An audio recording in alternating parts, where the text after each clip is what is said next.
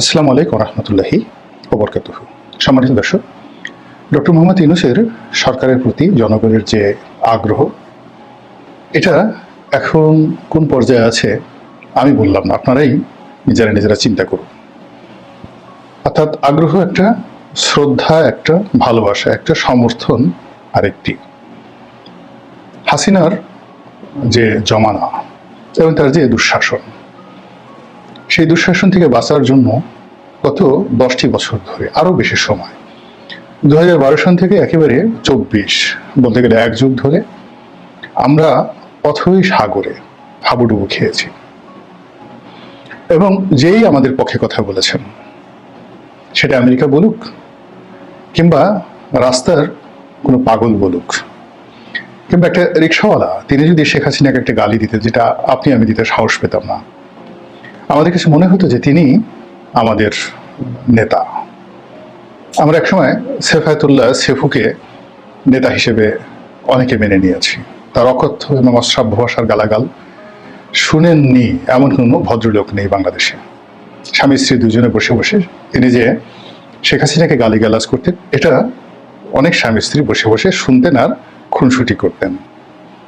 একইভাবে ঠিক এই সেফায়েতুল্লাহ সেফুর জনপ্রিয়তার কারণে পশ্চিমা দুনিয়াতে অনেকগুলো সাংবাদিক নামধারী কিছু তরুণ ইউটিউবার, তারাও ঠিক এই গালাগালি, অশ্লীলতা, অশ্রাব্যতা, যৌনতা, এই বিষয়গুলোকে একদম সামনে এনে যা মুখে আসে তা বলে মোটামুটি তাদের একটা ভক্ত এবং অনুরাগী তারা গড়ে তুলেছেন।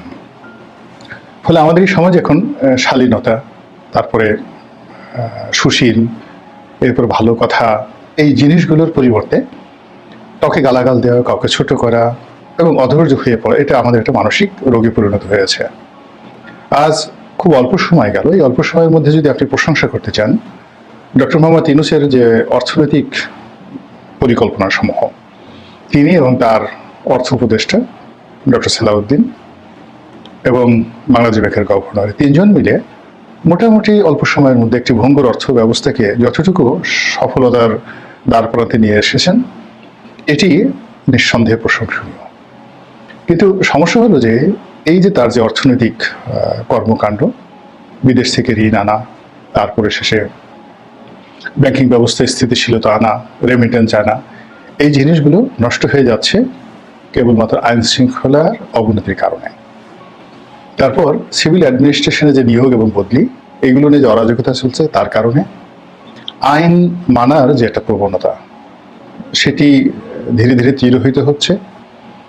যে যার অবস্থান থেকে আইন ভাঙা, পুলিশকে পাত্তা না দেওয়া, যা মুখে এসে তাই বলা, এরপরে আইন নিজের হাতে তুলে নেওয়া, যেটাকে মব জাস্টিস, অর্থাৎ নিজেরা একটা বিচার ব্যবস্থা প্রতিষ্ঠা করা, এই জিনিসগুলো গত 2 মাসে যেভাবে একের পর এক ঘটেছে, এগুলোর শুধু প্রতিবিধান নয়, এগুলোর যদি বিচার করা না যায়, তাহলে আমরা একটা জাতি হিসেবে যে সভ্যতা দ্বার প্রান্তে যতটুকু এগিয়েছিলাম, এগুলো আমরা আবার পেছাবো। অন্যদিকে এখন যারা রাষ্ট্র পরিচালনা করছেন, তাদেরকে আগামী দিনে কেবলই মাত্র এই বিষয়গুলোর কারণে পুনরায় বিচারের মুখোমুখি হতে হবে।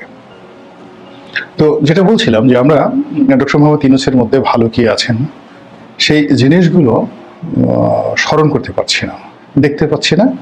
এর কারণ হলো তার যারা ভক্ত অনুরাগী রয়েছেন দেশে এবং দেশের বাইরে, তারা তার ভালোকে এত বড় করে অনেক বিশাল লাইট দিয়ে, বিশাল ক্যানভাস দিয়ে প্রচার করার চেষ্টা করছেন, যার মধ্যে তার সত্যিকার অর্থে যে ভালো গুণাবলী, সেই গুণাবলীগুলো হারিয়ে যাচ্ছে। 2 নম্বর হলো যে তাকে যদি এই দেশে রাজনীতি করতে হয়, তাহলে এই দেশের সাধারণ মানুষের সঙ্গে তার সম্পর্ক, সাধারণ মানুষের যে আশা আকাঙ্ক্ষা এবং আকুতি, এবং এদেশের মানুষের সঙ্গে তার যে সম্পর্ক, এটি চূড়ান্ত পর্যায়ে নিতে হবে, যেটি তিনি এখনো শুরু করতে পারেননি। তিনি এবং তার সাথে যারা লোকজন রয়েছেন, তারা গণমুখী লোক নন, জনগণের সঙ্গে তাদের কোনো সম্পর্ক নেই, উল্টো এদেরকে গণবিমুখ লোক হিসেবে আপনি অভিহিত করতে পারেন। এই গেল একটা বিষয়। ফলে কি হচ্ছে, সব জায়গাতে অস্থিরতা তৈরি হয়ে গিয়েছে, মানুষের স্বপ্নভঙ্গ হয়েছে। তারপর মানুষ ডক্টর মোহাম্মদ ইউনূসের প্রতি যে শ্রদ্ধা দেখাতেন, তাকে নিয়ে স্বপ্ন দেখতেন তিনি বাংলাদেশের জন্য বিরাট কিছু করবেন এবং তার নেতৃত্বে পশ্চিমাদের সঙ্গে ভালো সম্পর্ক হবে, বাংলাদেশের দুধ এবং মধুর নহর প্রবাহিত হবে। এই জিনিসগুলো এখন এতটা ফিকে হয়ে গিয়েছে যে এইগুলো এখন শুনলে বেশিরভাগ মানুষ বিরক্ত হয়ে পড়েন। যখন গ্রামে একটা মানুষ তার 10টা গরু আছে, বিশ্বাস করেন যারা গৃহস্থ তারা নিজেদের গৃহপালিত গরু, ছাগল, মহিষ কিংবা মুরগিকে পরিবারের সদস্য মনে করে, এদের উপর জীবিকা নির্বাহ করে এবং এদের জন্য তারা জীবন পর্যন্ত দিয়ে দেয়। সারা বাংলাদেশে যেভাবে গরু চুরি বেড়েছে, শুধু গরু চুরি না, গরু ডাকাতি বেড়েছে। মানুষ বাড়ি বাড়ি সেই সন্ত্রাসীরা গিয়ে যেখানে সন্ত্রাস সম্ভব সেখানে তারা এই গরু, ছাগল, মহিষ এগুলো সব ছিনতাই করে নিয়ে আসছে, ডাকাতি করে নিয়ে আসছে। আর গভীর রাতে এই চোরদের যে উপদ্রব, সেই উপদ্রবের কারণে সারা বাংলাদেশে ঘুম হারাম হয়ে গিয়েছে গৃহস্থদের। এখন ডক্টর মোহাম্মদ ইউনূস বাইডেনের সঙ্গে ছবি তুলেছেন, তারপরে লন্ডন, আমেরিকা থেকে আরো 10টা সার্টিফিকেট পেয়েছেন। এটা কিন্তু আমাদের প্রান্তিক জনগোষ্ঠীর 1 লাখের একজন মানুষও জানেনও না, তাদের মাথা ব্যথা নেই। তাদের মাথা ব্যথা হলো যে একজন ডাক্তার রাষ্ট্র ক্ষমতায় বসেছেন, শেখ হাসিনার চেয়ে ভালো, সে আমাদের গরু চুরি বন্ধ করতে পারছেন না। তো এগুলো নিয়ে তারা কিন্তু গালাগাল শুরু করেছেন। আর অন্যদিকে এরকম যে একটা সমস্যা, গরু চুরি করলে যে কি হয়, এটা বর্তমান সরকারের যারা উপদেষ্টা মণ্ডলী রয়েছেন তাদের কারোই ব্যাপারে প্র্যাকটিক্যাল অভিজ্ঞতা আছে কিনা আমি বলতে পারবো না। যেমন আমাদের একটা ছোটকালে কৌতুক পড়েছিলাম যে গরু হারালে এমনই হয় মা, অর্থাৎ এক কৃষকের গরু হারিয়ে গেছেন, সারাদিন সেই গরুকে খোঁজ করেছেন, খোঁজ করে করে গরু না পেয়ে তিনি বাড়িতে এসেছেন।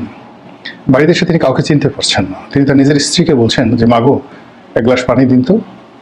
এখন সেই যে গৃহকর্ত্রী তিনি বলছেন যে তওবা আস্তাগফিরুল্লাহ, এটা কি ধরনের কথা, নিজের স্ত্রীকে কেউ মা বলে? তখন সেই গৃহস্থ বলে উঠেন চিৎকার করে যে মাগো গরু হারালে এমনি হয় মা। এই হলো আবহমান বাংলায় আমাদের যে গৃহপালিত জন্তু জানোয়ার রয়েছে তাদের সঙ্গে মানুষের অ্যাডাপশন। যে মহল্লায় চাঁদাবাজি হচ্ছে, যে মহল্লায় মব জাস্টিস হচ্ছে, এবং যেখানে নিয়োগ বদলিতে বিশৃঙ্খলা তৈরি হচ্ছে, ছেলেমেয়েরা ক্লাসে যাচ্ছে না, পড়াশোনা করছে না, প্রত্যেকটা বাড়িকে তার পিতামাতার জন্য জাহান্নাম বানিয়ে ফেলেছেন।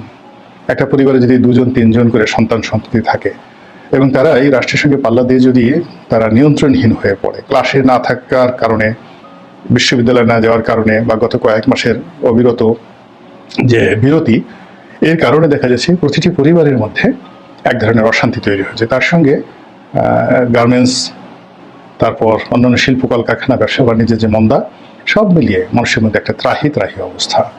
তো সেই অবস্থা থেকে মুক্তির জন্য বা সেই অবস্থা থেকে রেহাই দেওয়ার জন্য সরকারের না আছে কোনো কথার বুলি, না আছে কথার ঝুলি, না আছে কোনো সান্ত্বনা বাণী। তারা শুধুমাত্র সমন্বয়, ছাত্র তাদেরকে ক্ষমতায় বসিয়েছেন, বিল ক্লিন্টন তাদেরকে কথা বলেছেন, জো বাইডেন তাদেরকে চুমা দিয়েছেন, এরপরে ফ্রান্সের প্রেসিডেন্ট তাদেরকে কোলে নেবেন, তারপরে মালয়েশিয়ার যিনি প্রধানমন্ত্রী আনোয়ার ইব্রাহিম তিনি আসবেন, সৌদি যুবরাজ মোহাম্মদ বিন সালমান আসবেন, আর বাংলাদেশ স্বর্ণের খনিতে, তেলের খনিতে ভরে যাবে। এই অলীক কল্পনা, এই অলীক কথাবার্তা কোনো অবস্থাতেই আমাদের জনজীবনে স্বস্তি দিতে পারছে না। এবং ডক্টর ইউনূস এখন যে খপ্পরের মধ্যে পড়েছেন এবং যে আমলাতন্ত্রের মধ্যে পড়েছেন, যে দালাল চক্রের মধ্যে পড়েছেন, ঠিক শেখ হাসিনা 2010-11 সনে ঠিক এইরকম একটা অবস্থার মধ্যে কিন্তু তিনি পড়েছিলেন। শেখ হাসিনার অনেকগুলো গুণাবলী ছিল, সব গুণাবলীগুলো এই পরিস্থিতির কারণে, পরিবেশের কারণে, দেশি বিদেশি চক্রান্তের কারণে সমস্ত গুণাবলীগুলো মুহূর্তের মধ্যে হারিয়ে যায় এবং তিনি ধীরে ধীরে ধীরে ধীরে লেডি হিটলারে পরিণত হন। এবং আপনি যদি হিটলারের কথা চিন্তা করেন, মুসলিমের কথা চিন্তা করেন, জীবনের প্রথম দিকে তারা খুবই কাঙ্ক্ষিত ব্যক্তি ছিলেন তাদের দেশের জনগণের জন্য, কিন্তু জনগণের একটা নির্দিষ্ট সময়ের পরে আর সেই ধৈর্য তাদের প্রতি থাকেনি এবং তারা জনগণের সেই যে সহস্র লোভী ব্যক্তিকে ব্যবহার করে এই দুনিয়াতে যে নির্মম এবং নৃশংসতার যে ইতিহাস রচনা করেছেন, কিয়ামত পর্যন্ত সেইগুলা কেউ অতিক্রম করতে পারবে না।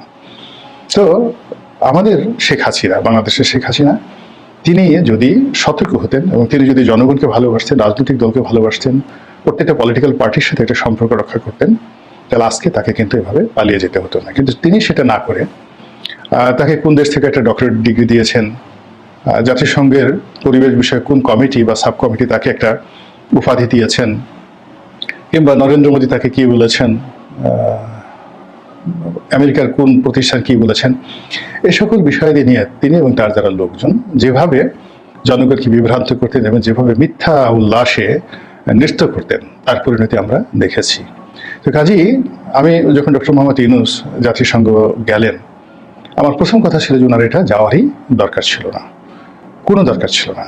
তিনি এই সময়টিতে বসে বাংলাদেশ সফর করলে, 10 জন লোকের সঙ্গে কথা বললে, মানুষের সঙ্গে চলাফেরা করলে, তিনি একদিন কাঁচা বাজার পরিদর্শনে গেলে, এই জিনিসগুলো মানুষ তাকে বুকে করে নিত, বলতো এ সাধারণ মানুষ এবং তার অনেক অপরাধ, অনেক ভুল, অনেক ভ্রান্তি, এগুলো নিয়ে মানুষ কিন্তু কথা বলতে সাহস পেত না। কিন্তু সেটি না করে তিনি বিল ক্লিন্টনের সাথে বন্ধুত্ব করতে গিয়েছেন, জো বাইডেনের সঙ্গে ছবি তুলতে গিয়েছেন। এই জিনিসগুলো দিয়ে আলটিমেটলি তার সরকারের বা তার নিজের কোনো উপকার হবে না। তিনি প্রাজ্ঞ মানুষ, সারা জীবন বহু ঘাটে বহুবার তিনি তার পদচিহ্ন রেখেছেন, কখনো বিজয়ী হয়েছেন, কখনো পরাজিত হয়েছেন। তাকে সাজেশন দেওয়ার মতো স্পর্ধা আমার নেই। আমি আমার সাদা চোখে যে জিনিসগুলো দেখছি, সেক্ষেত্রে আমার মনে হয়েছে যে তিনি বাংলাদেশের যে পরিচিতি বা বাংলাদেশের যে গর্ব, বা doctor Mohammad Yunus Nobel laureate হিসেবে যে খ্যাতি এবং দ্যুতি সারা দুনিয়াতে ছড়িয়েছেন, তার এই সকল সফলতা যেন জীবন সায়ানে এসে কোনো অবস্থাতেই বিরূপ পরিস্থিতিতে না পড়ে, এতটুকুই কামনা। তিনি সফল হন এবং ভালো কিছু করেন, এই আশীর্বাদ করছি। কিন্তু তিনি যদি সেটি না করে অতীতের লোকদের মতো তিনি যদি কেবল প্রচার প্রপাগান্ডাতে ব্যস্ত থাকেন, যা কিনা তার বাংলাদেশের রাজনীতিতে আদৌ দরকার নেই, তাহলে আলটিমেটলি এসছে wastage of time, money and energy. আল্লাহ আমাদের সবাইকে হেদায়েত দান করুন এবং হেফাজত করুন। আসসালামু আলাইকুম ওয়া রাহমাতুল্লাহি।